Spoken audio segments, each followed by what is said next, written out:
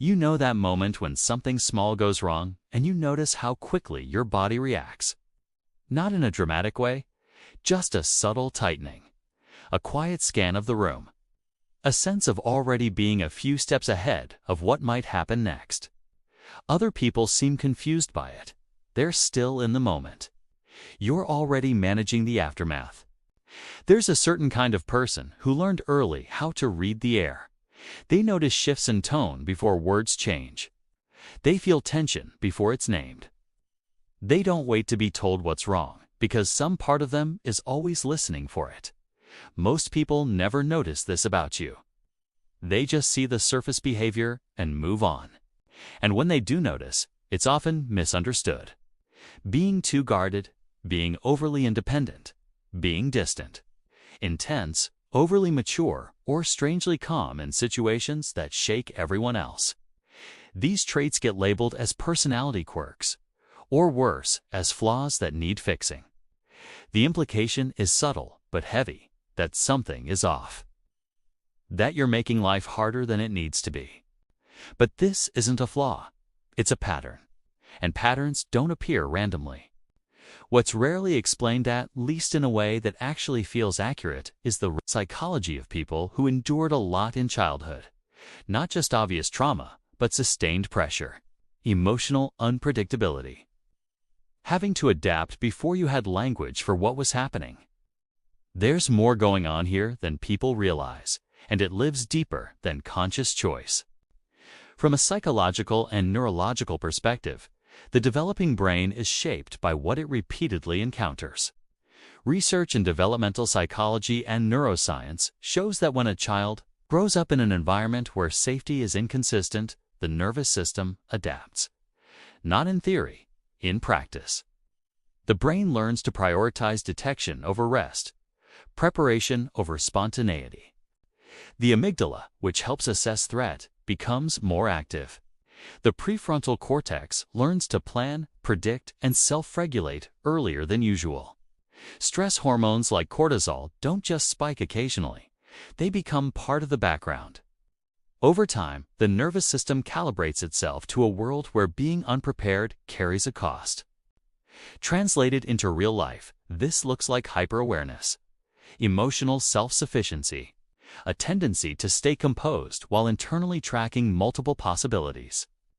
It can look like control or emotional distance or being strong, but none of that captures what's actually happening, because this didn't begin as a preference. It began as a solution.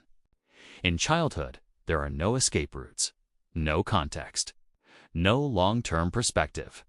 There is only the environment, repeated day after day, and the child's nervous system doing what it's designed to do: adapt. When comfort isn't reliably available, self-regulation develops early. When adults are overwhelmed, children learn not to add to the load. When emotional expression feels risky, it gets edited before it reaches the surface. Over time, these adaptations solidify, not as memories, but as reflexes. As ways of being in the world that feel automatic. The body learns first. The mind follows. It's important to say this plainly. This way of being is not better or worse than any other. It's not more evolved. It's not damaged. It's simply shaped by different conditions. Some people grow up learning that support arrives when needed. Others learn that stability comes from inside. Neither is morally superior. Neither is wrong. What often goes unspoken is the paradox at the center of this adaptation. The same traits that allowed you to survive can make rest feel unfamiliar. Being capable can make asking feel unnatural. Emotional regulation can blur into emotional containment. Strength becomes something you perform so well that people forget its work. There's also a quiet trade-off. When you learn early to anticipate and manage, you may not learn how to let things unfold without monitoring them. When you're used to being the steady one, vulnerability can feel less like relief and more like exposure. Not because you don't feel deeply, but because feeling deeply was once something you had to manage alone. And yet, there's a hidden strength here that often goes unnamed. People who endured a lot in childhood tend to have an intuitive understanding of emotional complexity. They sense contradictions. They tolerate ambiguity. They can sit with discomfort without rushing to resolve it. This isn't because they enjoy it. It's because they've been there before, many times, without a map. Still, it's not all strength. There is a cost to carrying responsibility before you're ready for it. A cost to being the calm presence in chaos. That cost doesn't always announce itself as pain. Sometimes it shows up as numbness or fatigue, or a sense that life is happening at a slight distance. None of this means you are broken. In fact, it means the opposite. Your responses make sense given what you are asked to navigate. The nervous system you inhabit is coherent. Learn the rules of the environment it was in and followed them faithfully.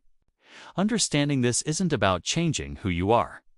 It's about recognizing why certain things feel natural and others feel foreign. Why independence can feel safer than closeness. Why rest can feel unproductive. Why being needed feels more comfortable than being held. There is nothing to fix here, only patterns to notice. And noticing, when done gently, creates space. Space for choice. Space for softness. Space to let new experiences slowly update old assumptions at the pace your nervous system allows.